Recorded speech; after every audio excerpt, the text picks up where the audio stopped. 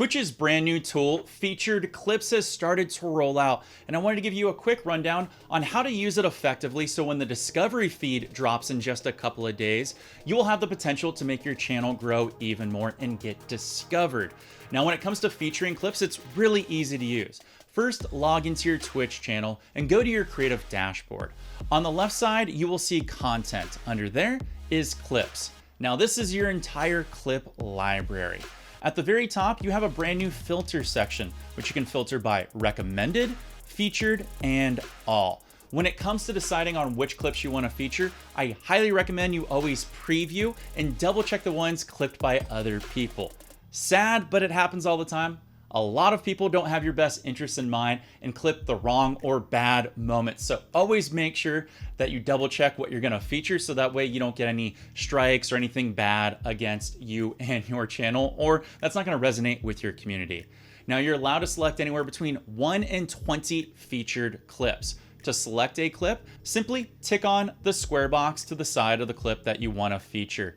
At the very top will be a brand new feature button. All you have to do is click on this and feature. These clips will now be active. Now, if you've maxed out your 20 featured clips, and let's just say you either want to replace or delete any featured clips, the easiest way to do this is first filter by featured clips. Then tick on the boxes to the left of the clips that you want to unfeature and select Unfeature Selected. In addition to the featured clips update, Twitch has also added analytics for featured clips that allows you to compare your featured clips against your non-featured clips. So that way you can see what's performing best. So that way it gives you a better determination of what you might want to replace or delete. So where will featured clips be shown and how will they help a streamer like me get discovered on Twitch? A new featured clips shelf will automatically be added to the top of your offline channel page once you start featuring clips. For the discovery side, starting August 8th, Twitch featured clips will prioritize in mobile discovery feed and all mobile discovery feed experiments going forward. Now, the mobile discovery feed will be on your phone, either next to the browse feature or within the browse feature.